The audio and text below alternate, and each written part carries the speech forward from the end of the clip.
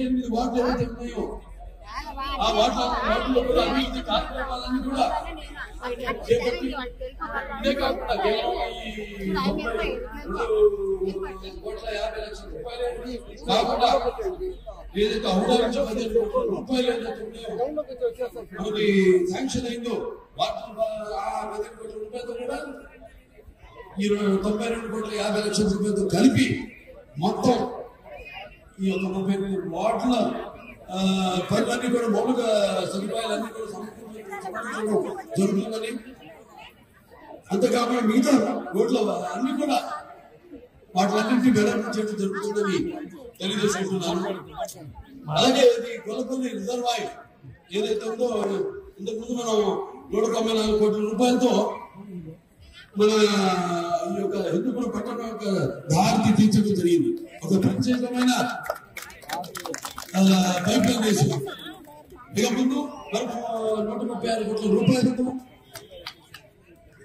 మళ్ళీ మనం ఈ యొక్క మెరుగైన నీటి సౌకర్యాన్ని అందించడం కోసమని, అంటే రోజు నీళ్లు అందించడం కోసం కూడా ఆ పన్ను కూడా త్వరలో ప్రారంభిస్తామని అందరికీ తెలియజేయడానికి ఎంతో ఆనందిస్తున్నాను. అలాగే 25 కోట్ల రూపాయలతో ఏదైతే ఈ మన సౌరభ ఉంటుందో 25 కోట్ల రూపాయలతో ఈ సౌరభ గుంటని మొత్తం చుట్టూ కూడా ఫెన్సింగ్ వేసి దాన్ని ఎకో పార్క్ గా తీర్చిదిద్దాం. ఎకో పార్క్ అంటే దాంట్లో ఒక వాకింగ్ ట్రాక్ అయితేనేమి, లేకపోతే చిల్డ్రన్స్ గేమ్స్ అయితేనేమి, పిల్లలకి గేమ్స్ అయితేనేమి, అలాగే బోటింగ్ అయితేనేమి, అలాగే ఫుడ్ స్టాల్స్ అయితేనేమి, ఇవన్నీ ఏర్పాటు చేసి హిందూపురం పట్టణ ప్రజలందరూ కూడా ఒక అన్ని సౌకర్యాలు కలిగించే ఒక ఆహ్లాదకరమైన పార్కుగా తీర్చిదిద్దుతున్నాము. ఆ పనులు కూడా త్వరలోనే మొదలుపెట్టబోతున్నాము. అలాగే 108 కోట్ల రూపాయలతో ఈ 200 కింద ఈ ఎస్టిపి ప్లాట్ఫామ్ ఏర్పాటు చేసి మరి మురికిని తొలగించి ఏదైతే ఈ కొట్టూరు చెరువులో ఈ యొక్క పరిశుభ్రంగా ఆ చెరువుని కాపాడుకుంటామని దాన్ని కూడా ఈ ప్రభుత్వ శాసనంగా ఆ పనులను కూడా ప్రారంభిస్తామని మీ అందరికీ తెలియజేసుకుంటున్నాం. అలాగే ఈ దాన్ని కూడా 1.5 కోట్ల రూపాయలు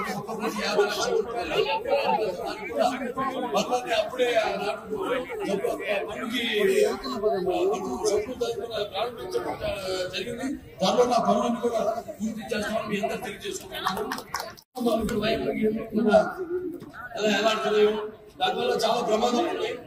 అందుకని ఈ యొక్క 128 కోట్ల రూపాయలతో ఈ యొక్క ఏదైతే strengthening of existing electric network అంటే కొత్త పోల్స్ అన్ని వీటిలన్నింటినీ మార్చేసి ఎత్తైన టవర్స్ పెట్టి మీకు మెరుగైన ఈ యొక్క విద్యుత్తుని అందజేయబోతున్నామని కూడా మీ అందరికీ నేను తెలియజేసుకుంటున్నాను. ఈ విధంగా మొత్తం రూపాయలతో హిందూపురం పట్టణ సమగ్రాభివృద్ధి కోసం మరి వెచ్చించి పట్టణ రూపురేఖలు మార్చి మన పట్టణాన్ని అభివృద్ధి పథంలో నడిపిస్తానని తెలియజేస్తున్నాను. ఆనాడు మీరు మరి నాన్నగారిని 3 సార్లు గెలిపించారు. మరి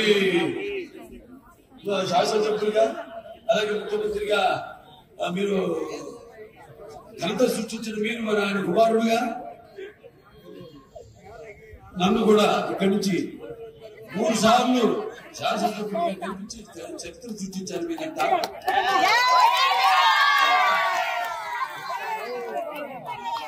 ఎక్కడున్నా సినిమా విడుదల